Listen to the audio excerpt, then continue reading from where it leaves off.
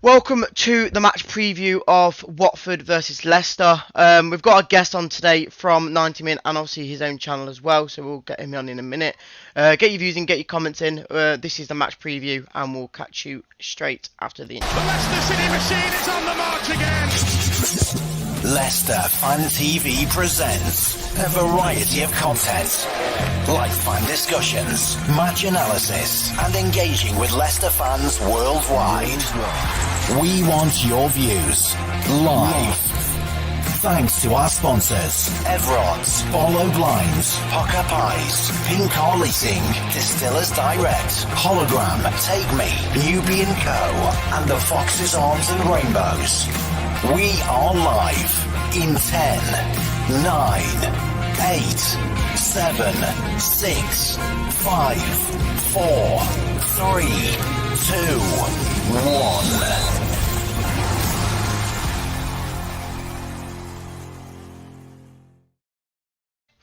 So, as we said, this is the match preview for the Watford versus Leicester game. We'll get the guest in straight away to get included into this game. How you doing, mate? How you doing?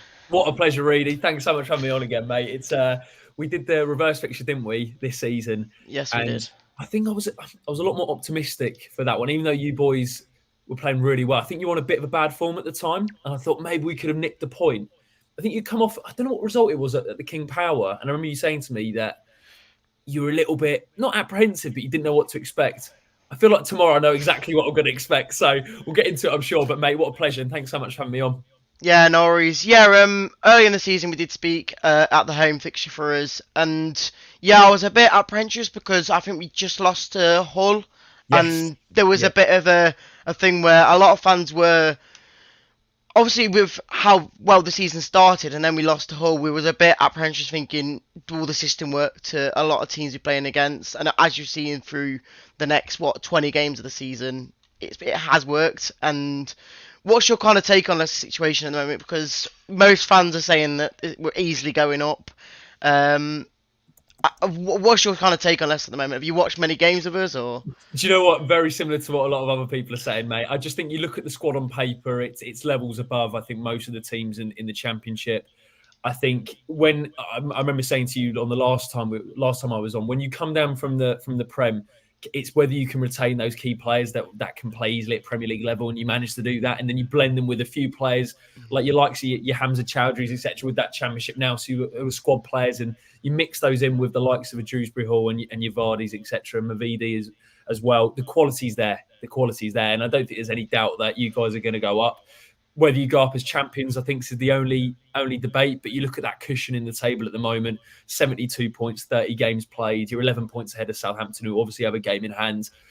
For me, you're the best team in the league in terms of the starter players. Well, I think Southampton and Ipswich are up there.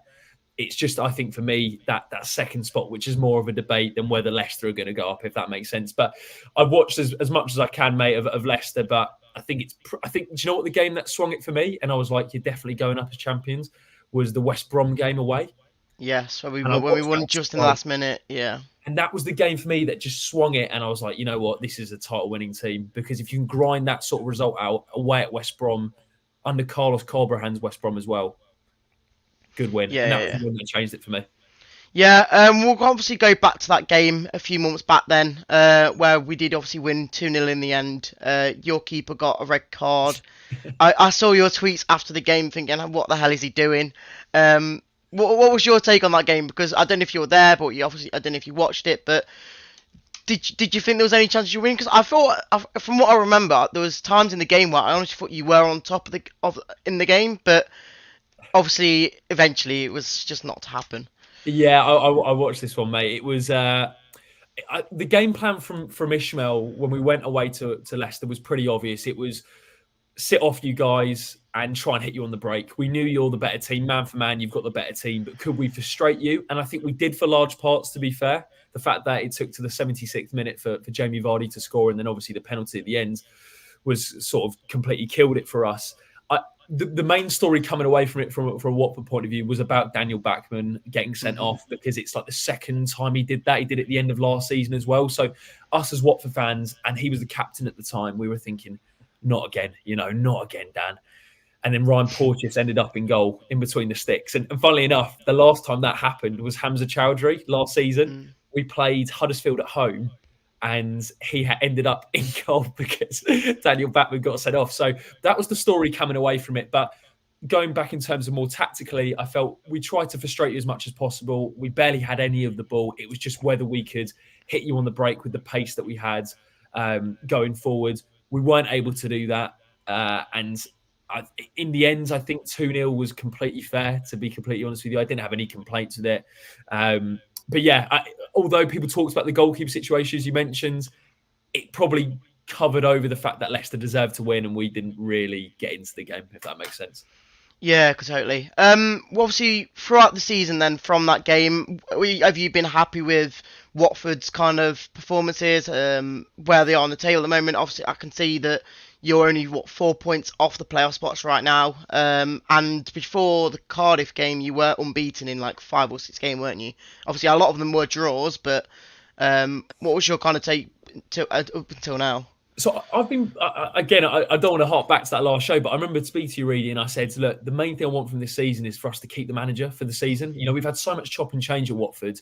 The bigger picture for us was whether, even if we don't go up, which I don't think we will because we haven't got the squad depth for me in certain positions, as long as we don't go down, and I enjoy going to games and I enjoy supporting Watford this season, I'll take that quite happily. Yeah. If you're talking on recent form, we haven't scored in our last 5, which is a major concern for us. Excluding the cup competitions against Southampton, so it has been slightly frustrating, but I don't think that tells the whole story of the season. We've won 10, drawn 11, lost 9. I think overall a lot of Watford fans are quite happy with that. What people are more frustrated at is the fact that, as you say, we're in the playoff conversation, but we haven't maybe backed Ishmael as much as they would have liked in order to give us a real good chance of getting in the playoffs. As you say, we're 4 points off at the moment. I know we've played 1 game extra than Hull, who are in 6th. But the point is, there were 2 positions that we needed this January, and that was a backup for Jake Livermore in that defensive midfield role because he's 34 and he can't play 2 games a week. And the other position was a left centre-back because Wesley Hoot, if he gets injured or if he's out, we don't have another left-footed centre-back. So a lot of people were concerned about that, and me included. But if we take a step back and look at the bigger picture, Ishmael came in 8 months ago. He's cleared out the squad. He's brought stability. He's brought great team spirit to this Watford team. I feel connected with the team again, which we lost completely last season.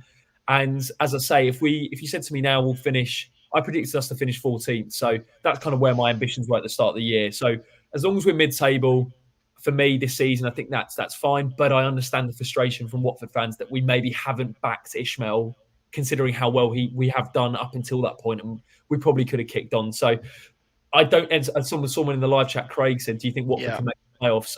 I don't think we can, just based on that squad depth. I think I know we got Emmanuel Dennis in January, which was a great signing for us, and a lot of Watford fans were happy because, you know, this is a guy who's delivered at league level, let alone the Championship. So he comes in as one of the more talented players in the league, but it's just whether we can play him consistently. It's just those other positions, as I mentioned, really, that's selling us a bit short.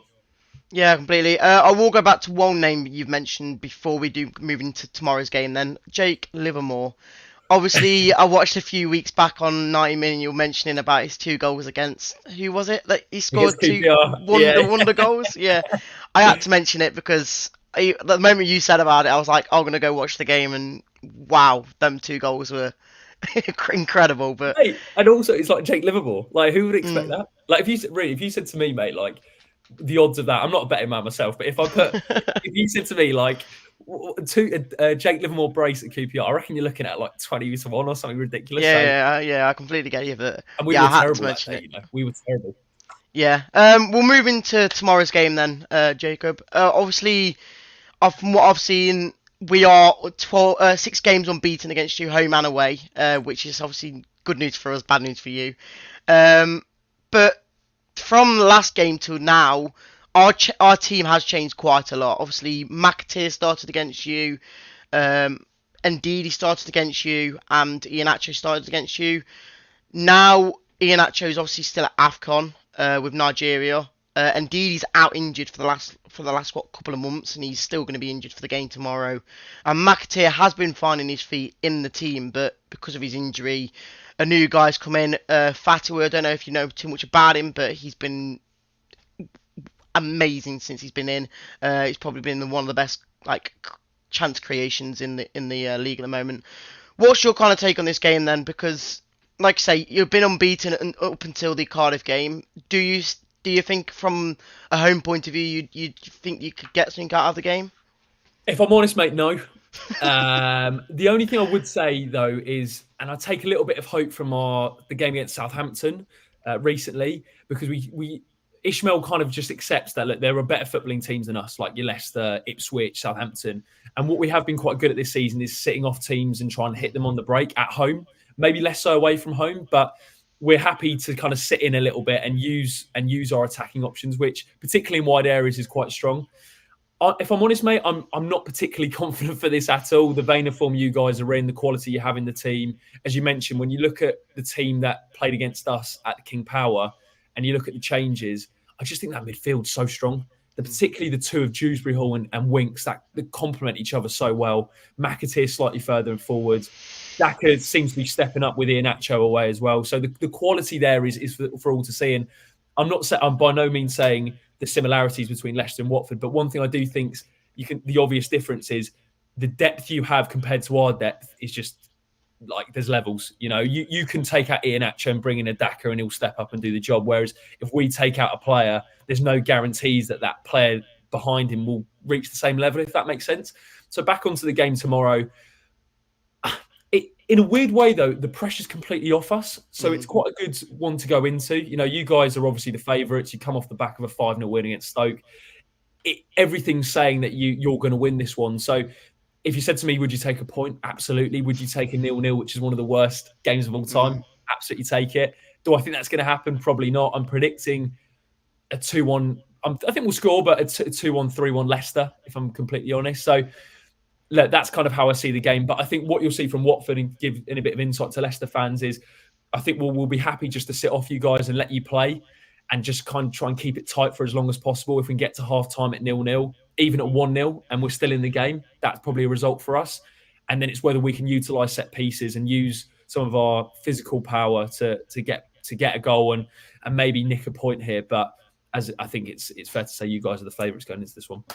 Yeah, I must admit, I'm not one of the fans to say that it should be a win. It's like it's a must win because it should be. But I think the one frustration that I still have as a Leicester fan, and it sounds weird to say that we're top of the league and 11 points clear, but the issue is we can't seem to shut games down quickly. And it gets to the point where I'm pretty sure it was like Ipswich at home. Yes, they're obviously one of the better teams in the league, but we go 1-0 up and then we always concede last minute. And it's happened quite a few times this season.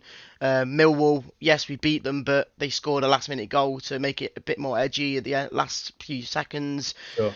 And I don't know. I think, and that's when you're saying about Watford scoring. There's a high chance you will, because the way we play, you could easily catch us out the back if we're not quick enough. And the likes of Vestergaard, which I've been rating very highly this season, and maybe championship level is where he's probably at now. There's no speed in that back line for us. And obviously FaZe is one of the more faster players in that back line, but if you can catch us at the back when we're passing around the back, you've got every chance in scoring. One name I'm going to mention, and you've already mentioned him already, is Daka. There's a lot of Leicester fans this season that's not a big fan of him. But he's been here for 3 years now. He obviously was bought for European football when we were in the Conference League, I think, or in Europa League, I can't remember. And he's not really done too much up until this season. What's your kind of take on Daka? Because I don't know what you've thought about him, or when we bought him, I thought it was a brilliant signing. And obviously he's only really come into good form this season. What's your kind of take on him? Are you is he a threat for you for tomorrow? Yeah, I mean, as I mentioned, particularly coming off that Stoke game as well, where he got two. I mean, the thing is with Daka, as you say, when he came in, I think everyone thought he'd hit the ground running straight away. Did he join in January or in the summer? I think it was after we Oh yeah, July 21. July 21. Yes, I'm pretty sure it was, because that's when the thing we wanted to say was when we bought him, we bought Sumare, and we bought Bertrand in, I'm pretty sure, and they were all kind of winners, and all, because obviously they all won the league in their other leagues when they were playing with the other teams, so that's why we brought them in, and we needed winners in the team to keep us going, but obviously it just didn't help because we've lost all three of them nearly now. So sure, yeah, it's just on. Yeah, I mean, on Daka, look, you watch a lot more Leicester than me. I think the one thing I would say is at Premier League level, and look, I get it. It does take time to adapt, particularly coming from Austria as well at Salzburg. It takes a little bit of time to adapt. The one thing I would say is, for the Championship, I think he's a great player to have. I'm going to be honest. Like, I get there's probably flaws to his game.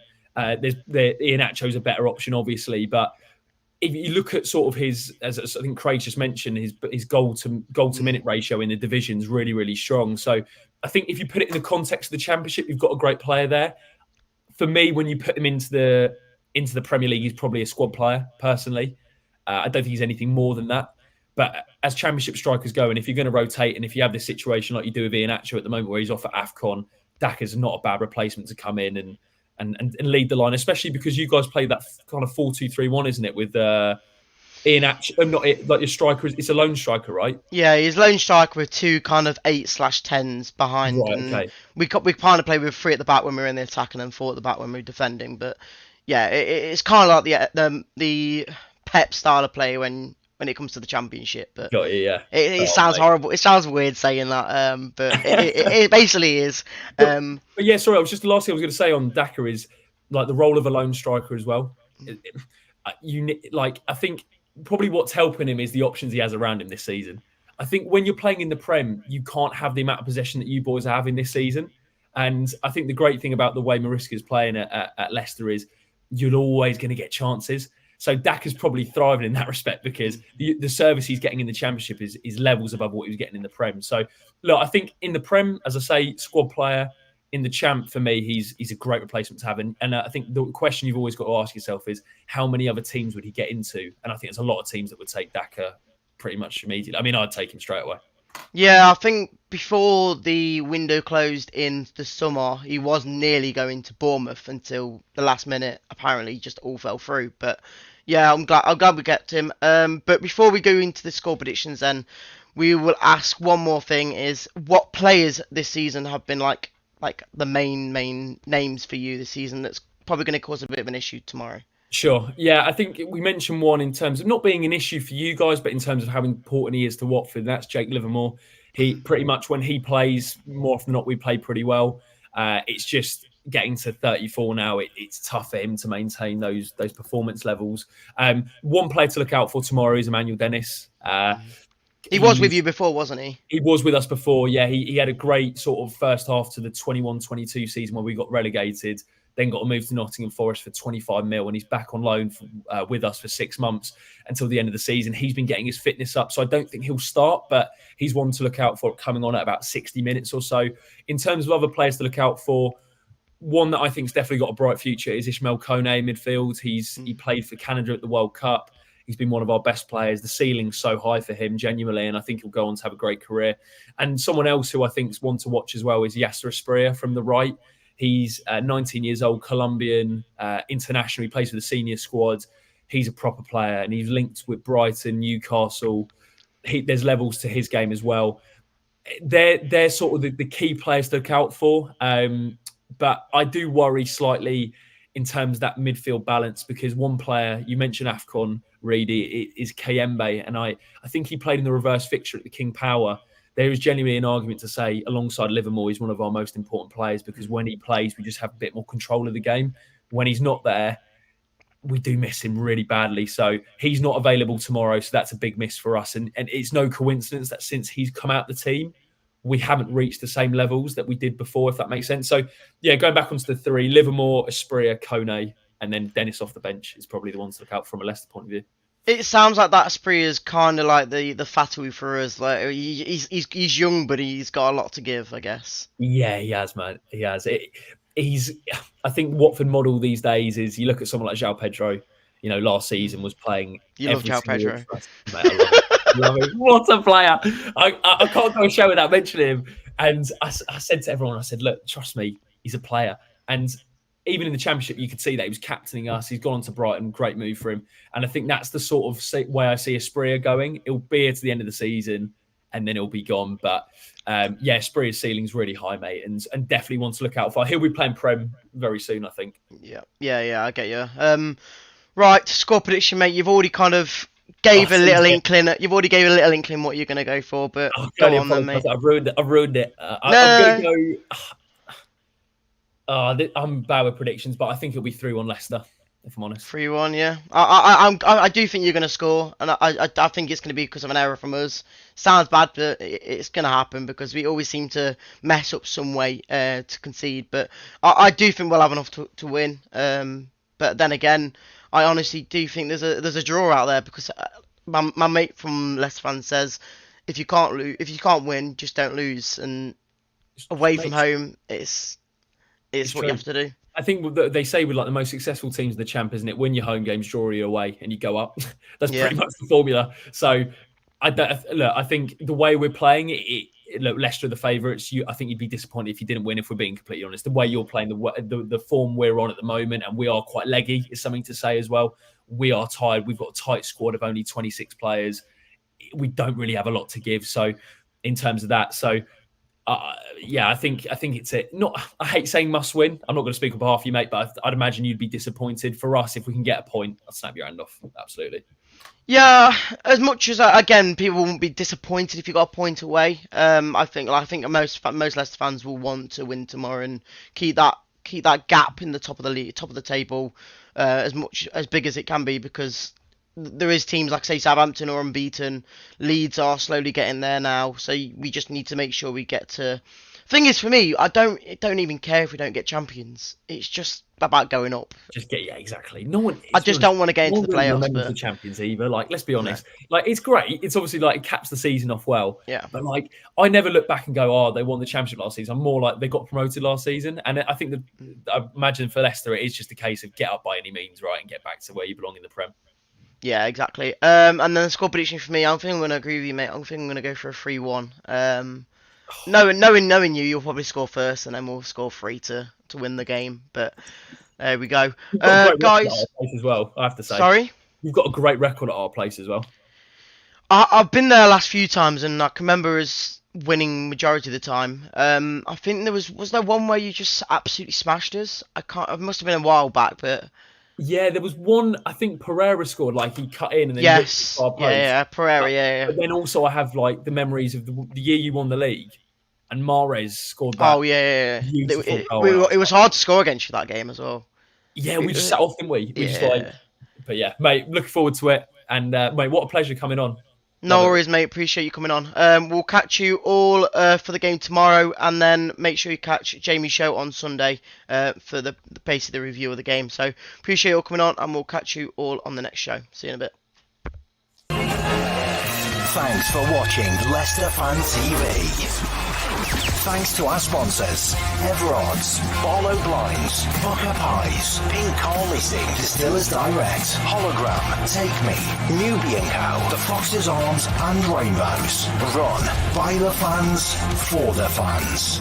Follow us on socials at Leicester Fan TV and visit LeicesterFanTV.com for all the latest news, views and videos.